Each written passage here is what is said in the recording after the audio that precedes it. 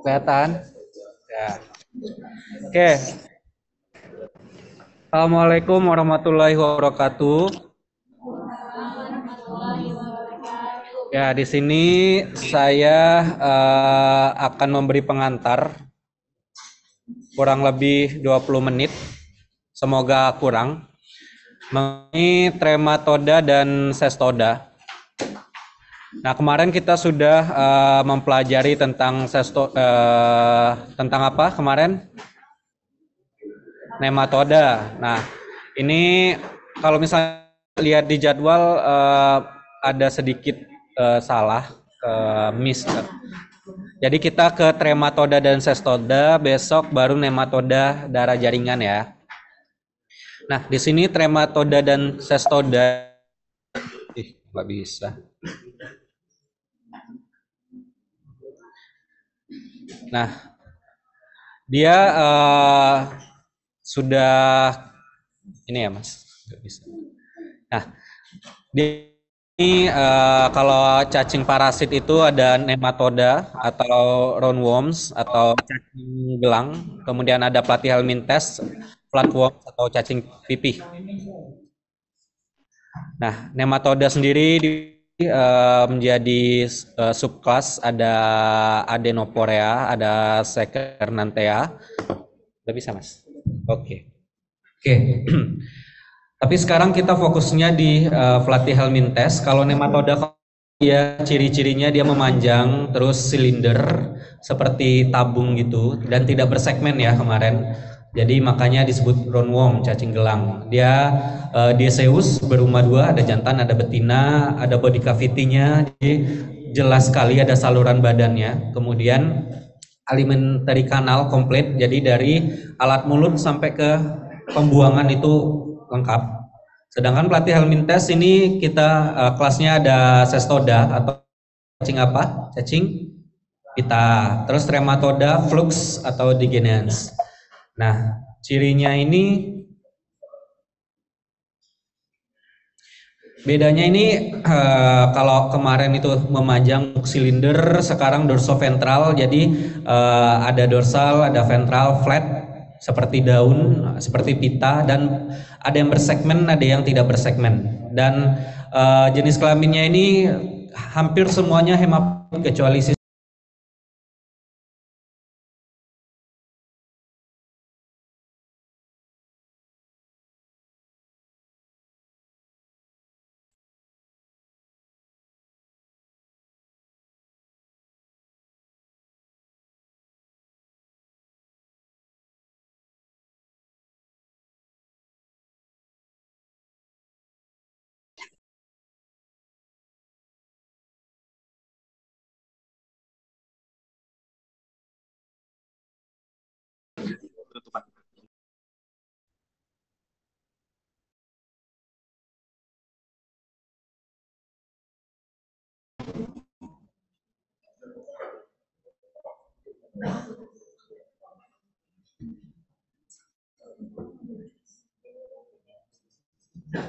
kayak yang di Zoom kelihatan tadi nggak?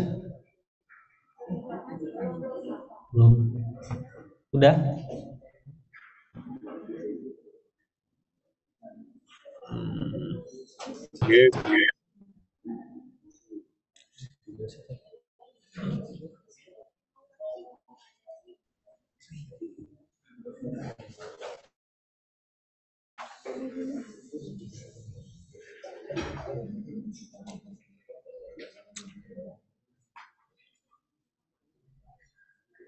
Malah ada skop 2.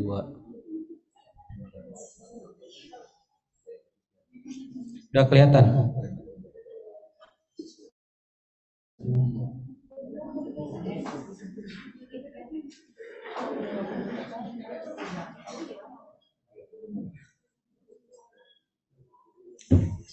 Kelihatan nggak? Belum juga? Kelihatan, Pak.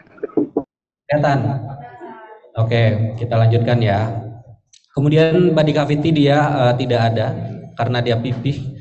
Kemudian alimentary kanalnya incomplete atau juga bisa absen. Nah, kita agak percepat karena agak banyak ya. Nah, ini klasifikasinya kalian bisa pelajari. Jadi ada famili yang penting untuk kesehatan, ada Diphyllobothridae, ada spesies yang penting itu Diphyllobothrium. Kemudian Ctenidae, ada Taenia, Echinococcus, kemudian Hymenopelidae, ada Hymenopes, dan Diplydidae atau Diplydium spesiesnya. Nah, ini Cestoda sendiri, ini contohnya Hymenopes nana. Untuk bagian tubuhnya dia ada skolek, kita bagi menjadi 3 bagian. Ada skolek atau kepalanya. Nah, dia untuk melekat di organ, biasanya ada hook ataupun tidak. Kemudian yang tidak bersegmen setelah si skolek ada neck atau leher, dan ada strobila. Strobila itu adalah kumpulan dari segmen-segmen atau istilahnya apa? Proglotit. Satu itu disebut proglotit, kalau udah berkumpul banyak itu strobila. Nah, dia immature, ada immature yang paling dekat neck, kemudian di tengah nanti dia ada mature, kemudian nanti di ujung yang banyak telurnya itu gravid. Jadi mature belum terdevelop reproduksinya, kemudian di mature segmen, di proglotit mature sudah terdevelop untuk organ reproduksinya, dan kalau gravid sudah penuh telur di uterusnya. Nah, ini contoh yang mature, Hymenopes nana, kemudian ini yang gravid sudah banyak telurnya. Sehingga di bawah mikroskop nanti banyak sekali telurnya penampakannya. Nah, ini bisa dibedakan spesiesnya, biasanya kita lihat dari kepala atau skoleknya dan proglotitnya. Jadi ada skolek yang ada 4 saker, ada 2 row hooks, kemudian tidak ada hooksnya, kemudian ada akurnya berbeda seperti di Diplobodium latum. Dan juga ini proglotitnya bisa dilihat ada yang memanjang, kemudian ada yang melebar, dan juga bisa dilihat uterusnya ini ada yang seperti dendrit, ada yang bercabang 2, kemudian ada yang di tengah seperti itu. Ada yang proglotitnya memanjang tetapi tetap uterusnya di tengah gitu, tidak menyebar seperti Taenia. Ya, seperti itu ya untuk secara umum. Kita masuk ke Diplobothrium latum atau fish atau broad tapeworm.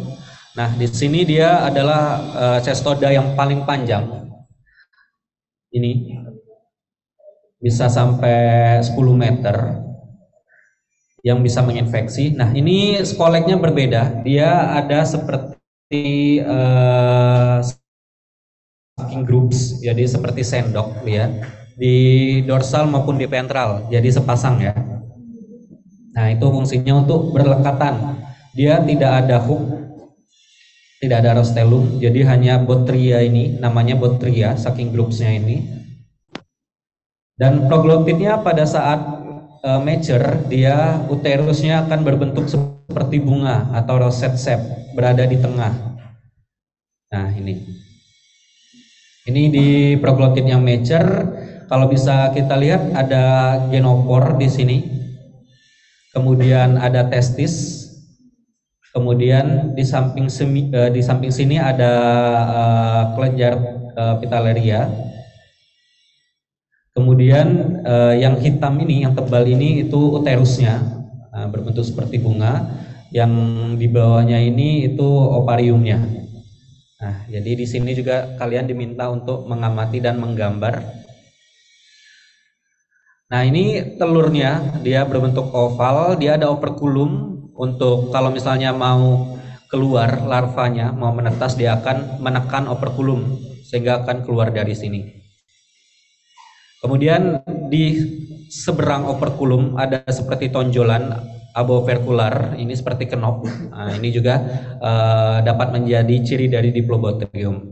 Untuk telur seperti itu. Nah, ini untuk Diplydium caninum. Caninum berarti pada anjing ya. Dia di usus halus juga.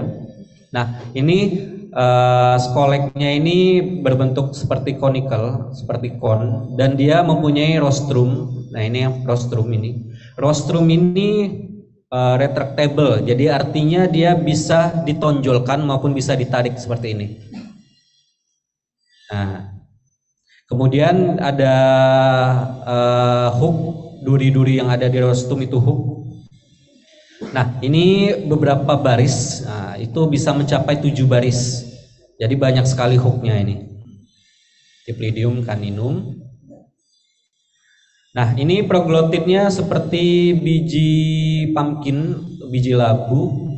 Dia di mature-nya ini ada dua genital pore, sebelah sini dan sini sepasang. Kemudian ada ovari 2 juga di sini.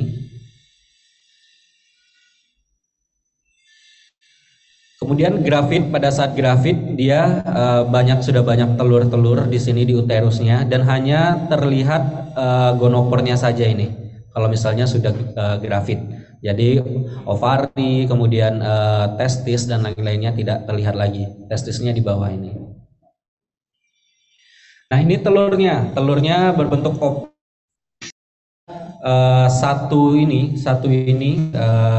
terdapat 6 hooklet, calon hook. Disebut dengan heksakan istilahnya. Berkumpul di dalam suatu kantung atau pocket.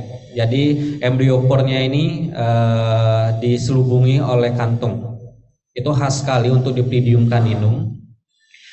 Kemudian di sini ada bagian embryopor, fungsinya untuk melindungi ya, yang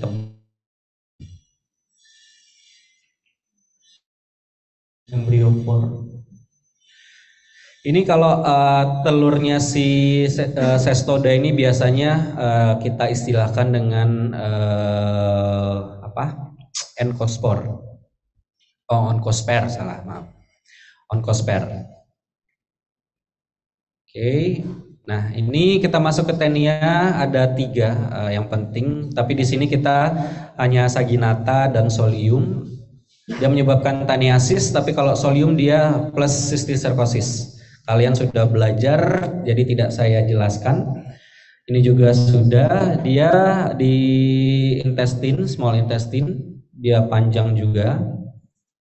Nah, ini tania saginata dan tania solium, perbedaannya skoleknya kalau saginata tidak ada rostellum dan hook, jadi hanya ada saker. Sedangkan tania solium ada rostellum dan hook. Nah, ini dari gambarannya. Dilihat juga di sana ada berapa row untuk solium hooknya. Kemudian untuk mature proglotidnya di sini kalau tania saginata ada 2 ovari. Kemudian di sini ada genital pore, kemudian ini uterus, kemudian ada testis, kemudian ada pitelin seperti itu. Nah, sedangkan tania solium ini dia ada 3 ovarinya, 1, 2, 3. Ini 1, 2, 3. Nah, itu perbedaannya. Kemudian masuk ke yang grafit, jadi uterusnya sudah banyak telur. Jadi penampakannya uterusnya ini lebih banyak. Kalau tania saginata lebih kecil dan dikotom, sedangkan tania solium ini lebih sedikit dan lebih tebal. Jadi seperti dendrit. Tuh. Oke, untuk telurnya sendiri sama, tidak bisa dibedakan. Dia tadi oncosper, ada embryopor yang tebal, hookletnya juga sama 6, jadi heksakan. Ya, untuk tania sudah, sekarang Echinococcus granulosus, penyakitnya echinococcus. Nah, ini dia lebih pendek. Dia lebih pendek, ada tadi skolek, kemudian ada leher, kemudian ada immature, kemudian mature, dan grafit. Nah, ini untuk skoleknya dia ada rostellum dengan hook, kemudian ada saker 4 sama, dan ini oncospernya, telurnya. Nah, ini tadi sudah dijelaskan, ada immature, mature, dan grafit. Untuk bagian mature-nya sedikit kurang kelihatan di sini, tapi di sini ada uterus, kemudian ada gonopor, genital pore, ada vagina, kemudian di sini ada uterus, ovari, kemudian di bawahnya ini ada vitelin gitu. Nah, untuk cestoda kita selesai. Sekarang kita ke trematoda. Trema artinya hole atau lubang. Kenapa? Karena dia mempunyai dua lubang yang khas yang disebut dengan sucker, yaitu oral sucker yang dekat di anterior end, kemudian ventral sucker atau acetabulum di tengah biasanya di bagian ventral.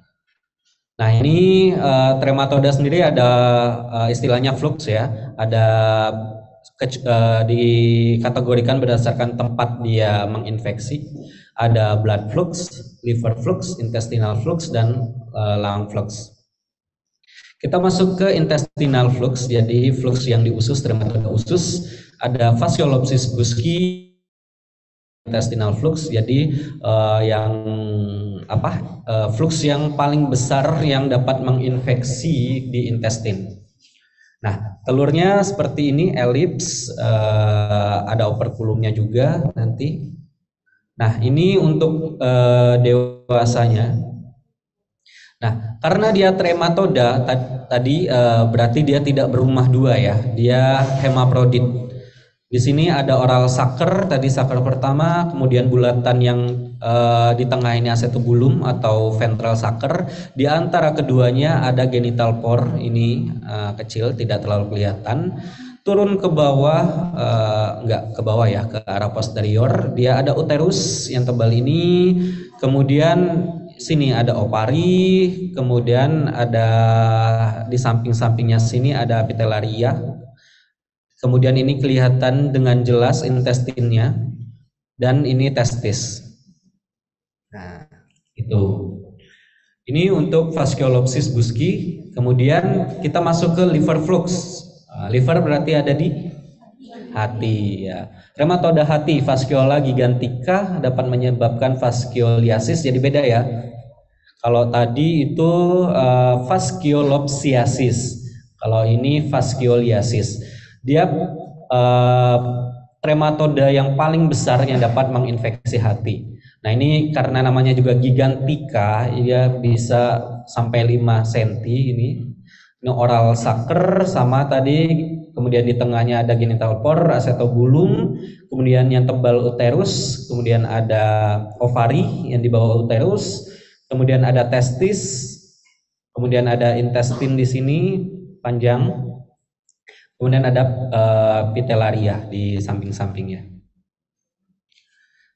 Kemudian ini masih sama, trematoda hati yaitu fasciola hepatica, the common liver flux yang paling sering. Dia lebih kecil dibanding dengan fasciola gigantica. Kalau dibandingkan morfologinya dia lebih seperti punya bahu gitu, seperti ini, lebih snout, lebih pendek, smaller.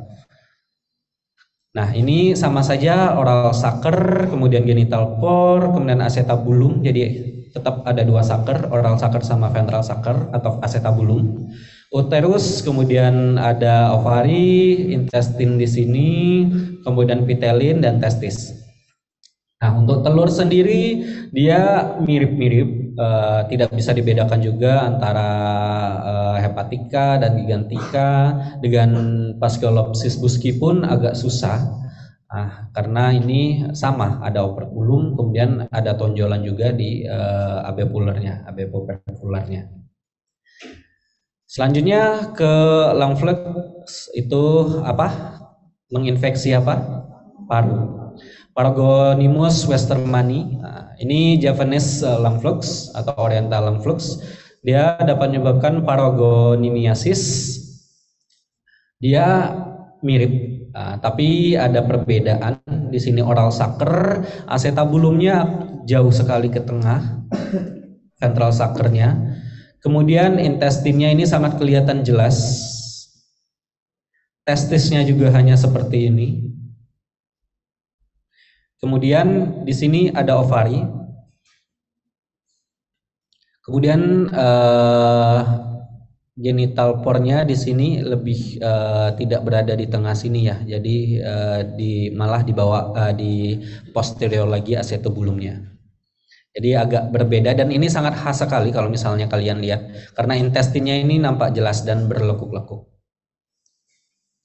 Nah, kita masuk ke yang terakhir, blood flux atau yang kita sangat kenal spesiesnya Schistosoma dan juga endemik juga di Sulawesi ya. Ada 3 ini, Schistosoma hematobium, japonicum, dan mansoni. Kalian sudah belajar bahwa letak dewasanya itu berbeda, sehingga kliniknya juga berbeda, clinical image-nya. Dia berbeda dengan trematoda yang tadi, dia berumah 2, ada jantan ini, ada betina. Jantan lebih lebih sedikit tebal gitu, lebih robust. Kemudian ada tube di sana. Sedangkan yang betinanya lebih panjang dan tidak ada bangun seperti tube atau tuberkulit kanal. Nah, ini jantan, ini betina. Sama karena dia trematoda, dia ada oral sucker, kemudian ada ventral sucker, testisnya dekat ventral sucker kalau jantan ini yang di sini. Kemudian ada kanalis ginakopor, kanal tadi yang nanti dia akan saat ketemu dengan betina, betinanya akan berada di dalam kanal ini, nanti ada gambarnya. Kemudian ada intestin dan betina juga sama, dia ada ovari di sini bulat besar. Nah, ini kalau di zoom bagian anteriornya ada oral sucker, ventral sucker, kemudian ini ada testis. Nah, ini pada saat jantan dan betina, jadi betinanya yang berada di kanal tadi. Nah, seperti ini. Ini kalau di bawah mikroskop. Ya. Jadi mereka bersama. Nah, untuk Schistosoma sendiri ada agak banyak untuk stadium-stadiumnya. Ada namanya Cercaria, kemudian Miracidia gitu. Nah, Cercaria ini dia ada forktail, ada seperti garpu gitu, ada ekornya gitu. Nah, dia akan berenang, jadi dia butuh siput, kemudian dia akan keluar dari siput dan berenang ke air, kemudian menjadi schistosomula nanti masuk pada saat di dalam tubuh manusia. Di sini ada ventral sucker-nya di sini, jadi bisa kita lihat ada cercarial body, kemudian ada ekornya, seperti itu. Nah, ini kalau di bawah mikroskop seperti ini. Nah, untuk telur sendiri karena ada 3, kalau yang tadi dewasa sama cercaria itu sangat sulit dibedakan antara 3 spesies. Nah, kita melihatnya dari telur. Hematobium dia di ujungnya ada spine atau terminal spine, ada seperti duri. Mansoni dia di lateral spine-nya, di posterior lateral sini. Sedangkan Japonicum dia lebih membulat, kemudian dia tidak diistilahkan sebagai spine karena tidak seperti duri, jadi seperti knop pintu tuh. Kalau buka pintu kan. Nah, jadi kita lihat dari telur-telur ini untuk perbedaannya. Oke. Mungkin itu saja yang dapat saya sampaikan. Kalau misalnya ada pertanyaan, mungkin nanti saat praktikum saja ya, karena sudah lewat 6 menit. Dapat saya akhiri untuk pengantar praktikum ini. Saya